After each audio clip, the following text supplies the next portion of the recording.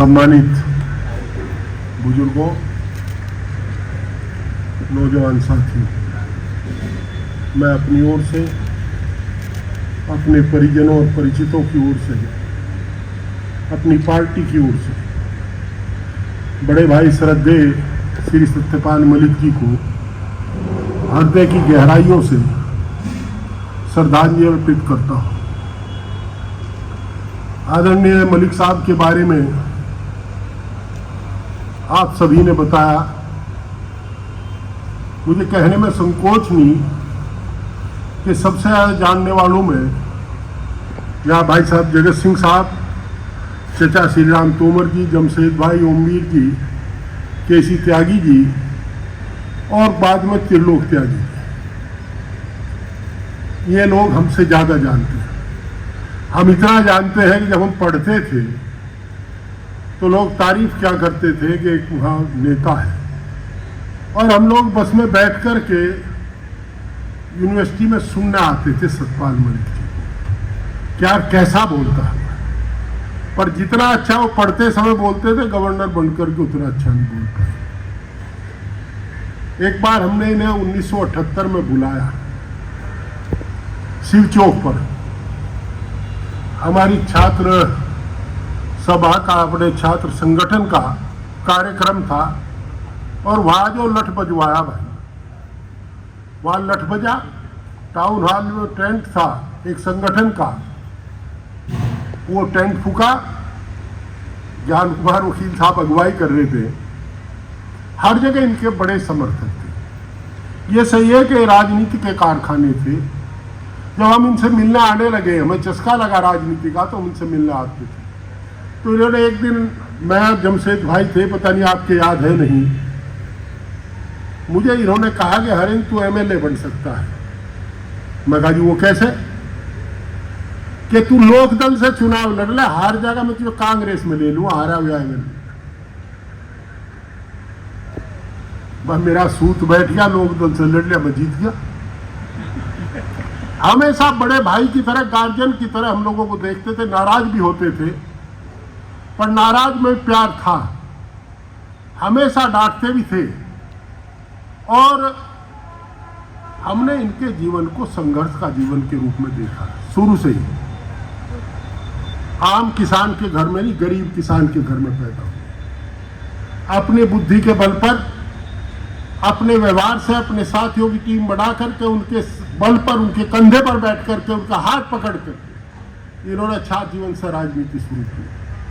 और जब आदमी कुर्ता सिमाता है तो उसका पहला मकसद होता है प्रधान बन जाऊं, प्रमुख बन जाऊं, और बाद का मकसद होता है कि मैं एक बार महामहिम कहलाऊं।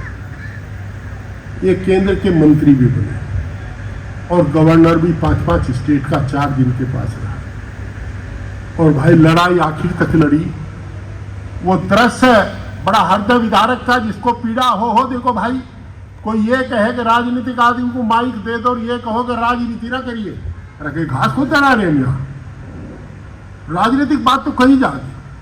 हृदय विदारक दृश्य था वो, जब राम मनोहर लोहिया अस्पताल में हमसे पहले, सबसे पहले पहुंचने वालों में जमशेद भाई के अलावा एमपी में सबसे पहले आदरणीय जयंत चौधरी जी पहुंचे।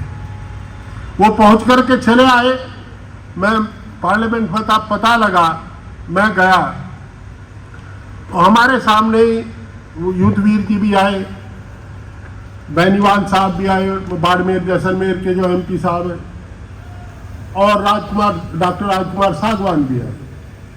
मैं और जमशेद भाई गए एमएस को ये कहने कि फ्रिज की व्यवस्था करा दो। आप सत्यपाल मलिक को जाति और धर्म में बांटते हो? पता उसके लिए फ्रिज की व्यवस्था किसने कराई थी? ना वो मलिक था, ना जाट था, ना हिंदू था, वो गुरुद्वारे के लोगों ने कराई थी। और हमने राणा को तड़पते देखा है, कभी राष्ट्रपति भवन में फोन करे, कभी पीएम में फोन करे, तो कोई सुनने को तैयार नहीं था। बार बार कहा जा रहा था डेड बॉडी उठाइए, हम समझा करके चले आए। राणा जी बैठे हैं मेरे सामने, बार बार फोन कर रहे थे, हम चले आए समझा करके, एमएस को मान गया, चुप हो गया। बाद में मैं और जमशेद भाई और 2-3 और उनके पारिवारिक मित्र ये सलाह कर रहे थे कि बेटा यहाँ बिना बेटे के पार्थिव शरीर को ले जाना शायद हिंदू धर्म में औचित्यपूर्ण नहीं होता। हमने केवल ये कहा था कि जब बेटा आ जाए तब उनके पार्थिव शरीर को लेके जाएंगे। वो आता है एमएस और उसने मुझे इंगित करके कहा कि सर बॉडी उठाइए। मैं कुछ कहता मेरे से पहले जमशेद भाई ने कहा गन्ना उठाए तो वो इनकी तरफ देखने, मैंने कहा जाइए आप हम करेंगे मैंने जितने। वो चला गया और बाद में संदेश भेज करके गया कि आप जानो आपका काम, मैं तो जा रहा। हमने कहा हमने तो तेरा काम बताया नहीं, हमारा तो है ही। मैंने लास्ट का समय भी उनका देखा। मैं जानता हूं कि उन पर दवाओं के पैसे नहीं थे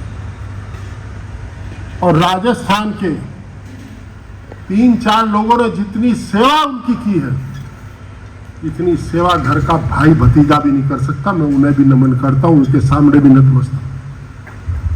जितनी उन्होंने सेवा की, रात दिन लगे रहे लोग, राणा जी जैसे लोग। और राणा जी को सही पता है, मैं पता लेने 6-7 बार गया, 2 बार मुझे साइंस में मिले। मुझे ताज्जुब है, कोई और कहता कि मैं 4 दिन पहले टेलीफोन में बात करी, मैं 3 दिन पहले बात करी। उस समय राणा जी ने कहा जी मलिक साहब आए हैं, हरिंदर मलिक जी आए।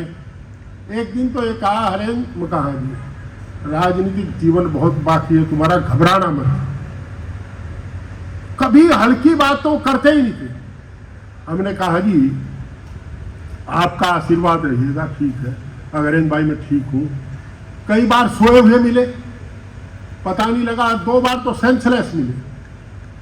पर दुख यह है कि जब वो वेंटिलेटर पे थे, जब आईसीयू में अंतिम सांस गिन रहे थे, उस समय भी सीबीआई का वारंट सर्व कर रहे थे। तब भी रिसीव किया था उन्होंने। आत्मीयता की बात करते हैं, मानवता कहां गई थी, कहां तार तार हुई थी। और जिस दिन उनका अंतिम शरीर पूरा हुआ उस दिन राणा जी को वारंट सर्व हुआ था। तो भाई हम लोगों के दिल में घाव है, और जब घाव है तो जुबान पर आता जरूर है। फर्जी बात करने वाला आदमी ठीक नहीं होता और ना कमेरा कोई कर सकता। मैंने देखा, मेरे से कई बार चर्चा की वीएम सिंह साहब के संघर्ष की। वीएम सिंह जी आप कह रहे हो आपको नहीं जानते थे, आपके एक एक मुकदमे की उन्हें जानकारी थी। वो कहते हैं हरेंद्र तेरा दोस्त बहुत लड़ रहा है, तू क्या कर रहा है। मगर ये पढ़ा लिखा आदमी, कानून का आदमी, मुझे तो रोड़ा रुका बता दो, कर लूंगा कहीं चल कर सड़क पड़क पर।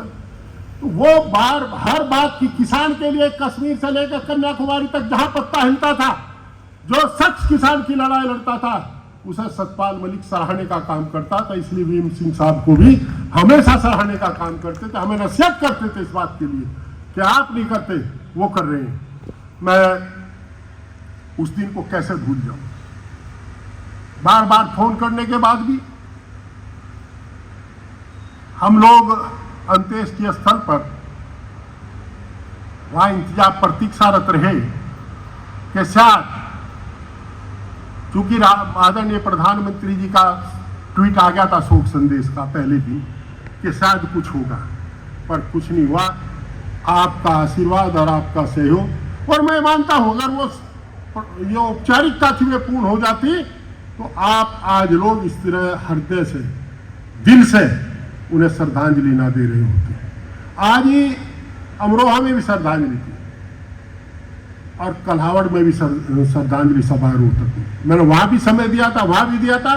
बीच में सिसोली एक मीटिंग होगी जम्मू कश्मीर के उप मुख्यमंत्री सुरेंद्र सिंह जी की, तो अमरोहा तो पंकज भेजा, कल्हावड़ जा नहीं पाया, वहां माफी मांगी।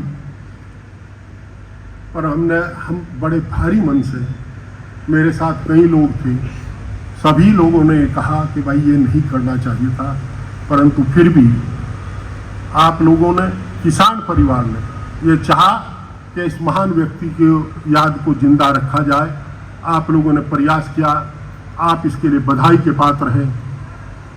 और भाई रोहित चौधरी, जमशेद भाई, मुकेश जैन, जो इनकी टीम है, जिन्होंने इसे आयोजन किया, उसके लिए मैं हृदय से आपका आभारी हूँ। निश्चित रूप से एक व्यक्ति जिसका पात्र था, आपने वो प्रयास किया। मुजफ्फरनगर में भी हो चुके, हमने तो पहले 5 तारीख की घोषणा की थी फिर जाट महासभा के लोगों ने कहा जी नहीं हम 17 को करना चाहते हैं। मैं चलो 17 को आ जाऊंगा। अच्छी शोक सभा हुई। परसों संभावली थी, अब बुलंदशहर है। हर जिले की शोक सभा का है। मैं पुनः उन्हें हृदय की गहराइयों से हार्दिक श्रद्धांजलि अर्पित करता हूँ। ओम शांति शांति शांति शांति।